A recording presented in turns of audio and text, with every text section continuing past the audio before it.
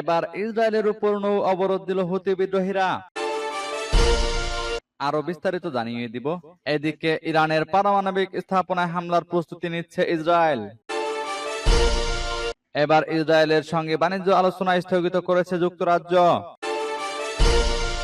এদিকে গাজায় প্রাণহানি আরো ৭৩, ইসরায়েলের বিরুদ্ধে কঠোর হুঁশিয়ারি পশ্চিমাদের। আরো জানিয়ে দিব। এবার পরমাণু ইস্যুতে যুক্তরাষ্ট্রকে করা বার্তা খামেনির। এদিকে ইসরায়েলের উপর থেকে সমর্থন তুলে নেওয়ার হুমকি ট্রাম্পের। যুক্তরাজ্য, ফ্রান্স, কানাডার সমালোচনায় এবার নেতানিয়াহুর পাল্টা জবাব। এবং সর্বশেষে জানিয়ে দিব। এদিকে বিশ্ব রাজনীতিতে নতুন মোড়, দাবি রিপোর্টে। শুনছিলেন সংবাদ শিরোনাম, এখন বিস্তারিত। তবে তার আগে অনুরোধ থাকবে, এই ভিডিওতে একটি লাইক দিন এবং কমেন্টস করে জানিয়ে দিন আপনি কোন জেলা থেকে বা কোথায় থেকে আমাদের সাথে যুক্ত রয়েছেন। এবং সংবাদের সর্বশেষ গুরুত্বপূর্ণ আপডেট পেতে চ্যানেলটি সাবস্ক্রাইব করে আমাদের সঙ্গে থাকুন। এবার ইসরায়েলের উপর নৌ অবরোধ দিল হুতি বিদ্রোহীরা। ইয়েমেনের হুতি বিদ্রোহীরা জানিয়েছে, গাজায় ইসরায়েলি শাসক গোষ্ঠীর গণহত্যামূলক অপরাধ বৃদ্ধির প্রতিক্রিয়ায় তারা ইসরায়েলের হাইফা বন্দরে নৌ অবরোধ আরোপ করেছে। ইয়েমেনি সশস্ত্র বাহিনী সোমবার এক বিবৃতিতে বলেছে, গাজায় ইসরায়েলের অব্যাহত অবরোধ, ফিলিস্তিনি জনগণের দুর্ভিক্ষ এবং আগ্রাসন বন্ধে ইসরায়েলের অস্বীকৃতির প্রতিক্রিয়ায় এই সিদ্ধান্ত নেওয়া হয়েছে। বিবৃতিতে বলা হয়েছে, ইয়েমেনি সশস্ত্র বাহিনী আল্লাহর উপর নির্ভর করে এবং আল্লাহর উপর ভরসা করে। আল্লাহর সাহায্যে হাইফা বন্দরে নৌ অবরোধ কার্যকর করার জন্য নেতৃত্বের নির্দেশ বাস্তবায়নের সিদ্ধান্ত নিয়েছে। এতে আরো বলা হয়েছে, এই বন্দরে উপস্থিত বা জাহাজের সাথে থাকা সমস্ত কোম্পানিকে এত দ্বারা অবহিত করা যাচ্ছে যে এই ঘোষণার সময় থেকে উপরোক্ত বন্দরটিকে লক্ষ্যবস্তুতে অন্তর্ভুক্ত করা হয়েছে। হুতি আরো বলেছে, তাদের এই বিবৃতির বিষয়বস্তু এবং পরবর্তী যে কোনো ঘোষণা বিবেচনা করার জন্য অনুরোধ করা হচ্ছে। সামরিক বাহিনী উল্লেখ করেছে যে ইয়েমেনি বাহিনী ইতোমধ্যেই উম্মে আল রাশরাশ বন্দর, যা ইলাত নামেও পরিচিত, সেখানে অবরোধ আরোপ করতে এবং এটিকে স্থবির করে দিতে সফল হয়েছে হুতি। সূত্র প্রেস টিভির। এদিকে ইরানের পারমাণবিক স্থাপনায় হামলার প্রস্তুতি নিচ্ছে ইসরায়েল। ইসরায়েল ইরানের পারমাণবিক স্থাপনায় হামলার প্রস্তুতি নিচ্ছে বলে নতুন গোয়েন্দা তথ্য পেয়েছে যুক্তরাষ্ট্র। যুক্তরাষ্ট্রের একাধিক কর্মকর্তা সিএনএন-কে জানিয়েছেন, তেহরানের সঙ্গে কূটনৈতিক আলোচনা চালিয়ে যাওয়া অবস্থাতেই ট্রাম্প প্রশাসনের নজরে এসেছে এই তথ্য। সিএনএন-কে কর্মকর্তারা জানান, ইসরায়েল হামলার বিষয়ে চূড়ান্ত সিদ্ধান্ত নিয়েছে কিনা তা নিশ্চিত নয়। যুক্তরাষ্ট্র এ বিষয়ে নিশ্চিত নয় যে ইসরায়েল শেষ পর্যন্ত হামলা চালাবে কিনা। যুক্তরাষ্ট্রের একজন কর্মকর্তা জানান, সাম্প্রতিক মাসগুলোতে ইরানের পারমাণবিক স্থাপনায় ইসরায়েলের হামলার সম্ভাবনা উল্লেখযোগ্যভাবে বেড়েছে। তিনি আরো বলেন, যদি যুক্তরাষ্ট্রের সঙ্গে ইরানের সব ইউরেনিয়াম অপসারণের চুক্তি না হয়, তাহলে হামলার সম্ভাবনা আরো বাড়বে। ইসরায়েলের ঊর্ধ্বতন কর্মকর্তাদের ব্যক্তিগত ও সরকারি পর্যায়ের বার্তা, যোগাযোগ এবং সামরিক গতিবিধির উপর ভিত্তি করে এই গোয়েন্দা তথ্য তৈরি হয়েছে বলে জানানো হয়। সিএনএন-কে দেওয়া তথ্য অনুযায়ী, ইসরায়েলের পক্ষ থেকে বিমান মহড়া সম্পন্ন করা এবং আকাশপথে গোলাবারুদ ছড়ানোর মতো প্রস্তুতি লক্ষ্য করেছে যুক্তরাষ্ট্র। এবার ইসরায়েলের সঙ্গে বাণিজ্য আলোচনা স্থগিত করেছে যুক্তরাজ্য। গাজায় চলমান সামরিক আগ্রাসনের পরিপ্রেক্ষিতে ইসরায়েলের সঙ্গে বাণিজ্য আলোচনা স্থগিত করেছে যুক্তরাজ্য। পাশাপাশি দেশটির রাষ্ট্রদূতকেও তলব করেছে লন্ডন। মঙ্গলবার হাউস অব কমন্সে দেওয়া এক বক্তব্যে ব্রিটিশ পররাষ্ট্রমন্ত্রী ডেভিড ল্যামি এই ঘোষণা দেন। খবর বিবিসির। তিনি জানান, যুক্তরাজ্য ও ইসরায়েলের মধ্যে একটি নতুন মুক্ত বাণিজ্য চুক্তির আলোচনা আপাতত স্থগিত করা হয়েছে। একই সঙ্গে 2030 সালে দ্বিপাক্ষিক সম্পর্ক রোডম্যাপ অনুযায়ী দুই দেশের সহযোগিতা পর্যালোচনা করার সিদ্ধান্ত নেওয়া হয়েছে। ল্যামির ভাষায়, নেতানিয়াহু সরকারের কার্যকলাপ এই পদক্ষেপ নিতে বাধ্য করেছে যুক্তরাজ্যকে।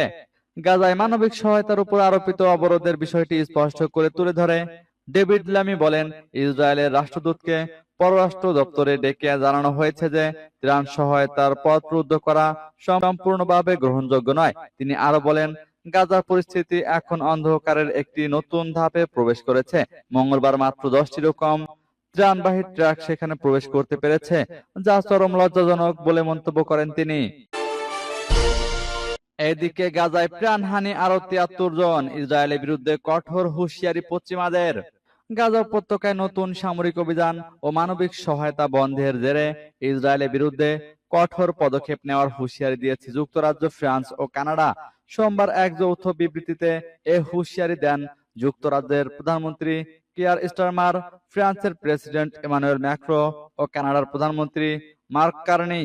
বিবৃতিতে তিন নেতা বলেন, আমরা ইসরায়েলের সামরিক অভিযান সম্প্রসারণের বিরোধিতা করছি ও এর তীব্র নিন্দা জানাচ্ছি। সেই সঙ্গে গাজায় মানবিক বিপর্যয়ের মাত্রা সহ্য সীমার বাইরে চলে গেছে। পাশাপাশি তারা পশ্চিম তীরে অবৈধ ইহুদি বসতি সম্প্রসারণ ও ফিলিস্তিনিদের জোরপূর্বক বাস্তুচ্যুতি সম্পর্কেও উদ্বেগ প্রকাশ করেছেন। তিন নেতা হুঁশিয়ারি উচ্চারণ করে বলেছেন, যদি ইসরায়েল মানবিক সহায়তা অবরোধ তুলে না নেয়, তাহলে তাদের উপর টার্গেটেড নিষেধাজ্ঞা আরোপ করা হতে পারে।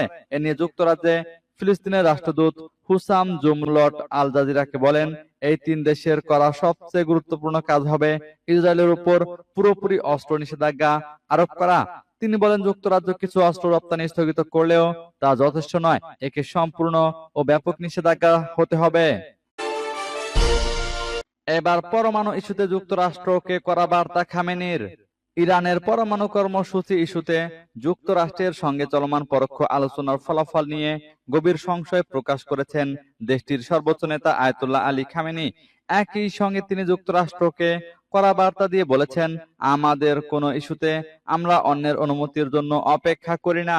সোমবার সাবেক প্রেসিডেন্ট ইব্রাহিম রাইসির প্রথম শাহাদাত বার্ষিকী উপলক্ষে তেহরানে আয়োজিত এক অনুষ্ঠানে তিনি এ মন্তব্য করেন। এ পর্যন্ত 4 দফা আলোচনা হয়েছে উভয় পক্ষে। এ প্রসঙ্গে সর্বোচ্চ নেতা বলেন, যুক্তরাষ্ট্রের পক্ষ থেকে বলা হচ্ছে, আমরা ইরানকে ইউরেনিয়াম সমৃদ্ধ করতে দেব না। এটি একটি বেহুদা কথা। ইরানের নিজস্ব নীতি ও পথ আছে এবং ইরান তা স্বাধীনভাবেই অনুসরণ করে যাবে। ইরান কারো অনুমতির অপেক্ষায় নেই। আমরা আমাদের রাস্তা নিজেরাই ঠিক করি, যোগ করেন তিনি। খামেনি স্পষ্টভাবে জানান, আমরা মনে করি না যে যুক্তরাষ্ট্রের সঙ্গে আলোচনা থেকে কোনো বাস্তব ফল আসবে। কি হবে তা আমরা জানি না, তবে বিশ্বাস করি না যে এতে কিছু অর্জিত হবে। যুক্তরাষ্ট্রের আসল উদ্দেশ্য প্রসঙ্গে তিনি বলেন, যথাসময়ে আমি জনগণকে ব্যাখ্যা করব কেন যুক্তরাষ্ট্র ও তার মিত্ররা এত জোর দিয়ে ইউরেনিয়াম সমৃদ্ধকরণ বন্ধ করতে চায়। আমি পরিষ্কারভাবে জানাবো তাদের আসল উদ্দেশ্য কি। এদিকে ইসরায়েলের উপর থেকে সমর্থন তুলে নেওয়ার হুমকি ট্রাম্পের। গাজা উপত্যকার সম্পূর্ণ নিয়ন্ত্রণ নেওয়ার লক্ষ্যে সেখানে অভিযান জোরদার করেছে ইসরায়েল। দুর্ভিক্ষের দ্বার প্রান্তে দাঁড়িয়ে থাকা ফিলিস্তিনি ভূখণ্ডে এই অভিযানের জেরে যুক্তরাষ্ট্র সহ ঘনিষ্ঠ মিত্ররা ইসরায়েলের উপর থেকে তাদের সমর্থন প্রত্যাহার করে নেওয়ার হুমকি দিচ্ছে বলে আভাস পাওয়া যাচ্ছে। প্রতিবেদনে বলা হয়েছে, গাজায় যুদ্ধ শেষ করতে ব্যর্থ হলে ইসরায়েলের প্রতি মার্কিন সমর্থন প্রত্যাহারের হুমকি দিয়েছে ট্রাম্প প্রশাসন। এই সতর্কবার্তা ইসরায়েলের প্রধানমন্ত্রী বেনিয়ামিন নেতানিয়াহুর সরকারকে দেওয়া হয়েছে। আলোচনার বিষয়ে জানেন নাম প্রকাশ অনিচ্ছুক এমন একটি সূত্রে বরাত দিয়ে ওয়াশিংটন পোস্ট বলেছে, ট্রাম্পের প্রতিনিধিরা ইসরায়েলকে জানিয়েছেন, যদি তারা গাজা যুদ্ধ শেষ না করে তাহলে যুক্তরাষ্ট্র দেশটিকে পরিত্যাগ করবে। ওই সূত্র বলেছে, ট্রাম্পের লোকজন ইসরায়েলকে জানিয়ে দিয়েছে, যদি আপনারা এই যুদ্ধ শেষ না করেন তাহলে আমরা আপনাদের পাশে থাকব না। হোয়াইট হাউসের প্রেস সচিব ক্যারোলিন লেভিটো বলেছেন, প্রেসিডেন্ট ট্রাম্পও গাজা যুদ্ধের অবসান চান। গত সপ্তাহে ইসরায়েলি বংশোদ্ভূত মার্কিন সেনা অ্যাডান আলেকজান্ডারকে মুক্তি দেওয়ার পর এ কথা বলেছিলেন প্রেস সচিব লেভিট। যুক্তরাজ্য, ফ্রান্স, কানাডার সমালোচনায় এবার নেতানিয়াহুর পাল্টা জবাব। গাজায় সামরিক অভিযানের বিরুদ্ধে কঠোর ভাষায় সমালোচনা করে যুক্তরাজ্য, ফ্রান্স ও কানাডা ইসরায়েলকে হুঁশিয়ারি দেওয়ার পর দেশটির প্রধানমন্ত্রী বেনিয়ামিন নেতানিয়াহু কড়া প্রতিক্রিয়া জানিয়েছেন। মঙ্গলবার এক প্রতিবেদনে এ খবর দিয়েছে দ্য গার্ডিয়ান। সোমবার এক যৌথ বিবৃতিতে ব্রিটিশ প্রধানমন্ত্রী কিয়ার স্টারমার, ফরাসি প্রেসিডেন্ট ইমানুয়েল ম্যাক্রো এবং কানাডার প্রধানমন্ত্রী মার্ক কার্নি গাজায় ইসরায়েলের তীব্র মাত্রার সামরিক অভিযান এবং মানবিক সহায়তা বন্ধ করার নিন্দা জানান। তারা বলেন, নেতানিয়াহু সরকার এসব কর্মকাণ্ড বন্ধ না করলে আমরা যৌথভাবে আরো কঠোর পদক্ষেপ নেব। এই বিবৃতির প্রতিক্রিয়ায় নেতানিয়াহু তার অফিস থেকে এক বিবৃতিতে বলেন, এই বিবৃতি হামাসের জন্য বড় ধরনের পুরস্কার এবং এটি ইসরায়েলের বিরুদ্ধে 7ই অক্টোবরের গণহত্যামূলক হামলার পর হামাসকে আরো উৎসাহিত করবে। নেতানিয়াহু বলেন, যারা আমাদের আত্মরক্ষামূলক যুদ্ধ বন্ধ করতে বলছেন তারা আসলে হামাসের সীমান্তবর্তী সন্ত্রাসীদের রক্ষা করছেন এবং একটি ফিলিস্তিন রাষ্ট্রের দাবির মাধ্যমে ওই হামলার জন্য পুরস্কার দিচ্ছেন। তিনি আরো বলেন, সব ইউরোপীয় নেতা উচিত প্রেসিডেন্ট ট্রাম্পের মতো ইসরায়েলের পাশে দাঁড়ানো।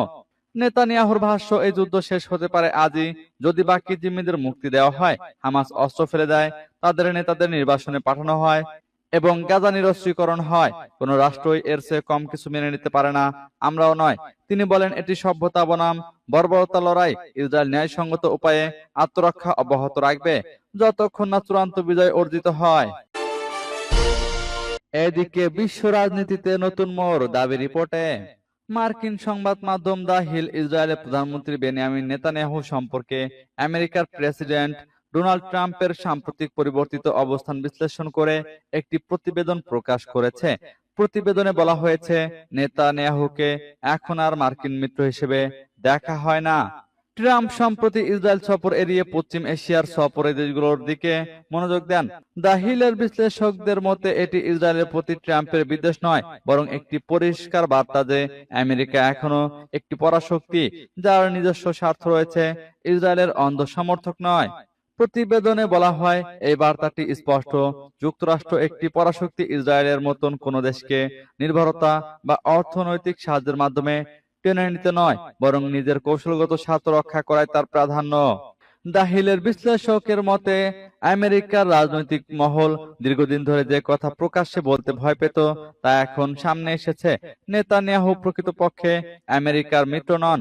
তিনি নিজেকে মিত্র হিসেবে তুলে ধরেন, কংগ্রেসে ভাষণ দেন, পশ্চিমা মূল্যবোধের কথা বলেন, কিন্তু বাস্তবে তিনি একজন ক্ষমতালিপ্সু রাজনীতিবিদ, যিনি নিজের টিকে থাকার জন্য বৈশ্বিক স্থিতিশীলতা ধ্বংস করতেও পিছপা নন।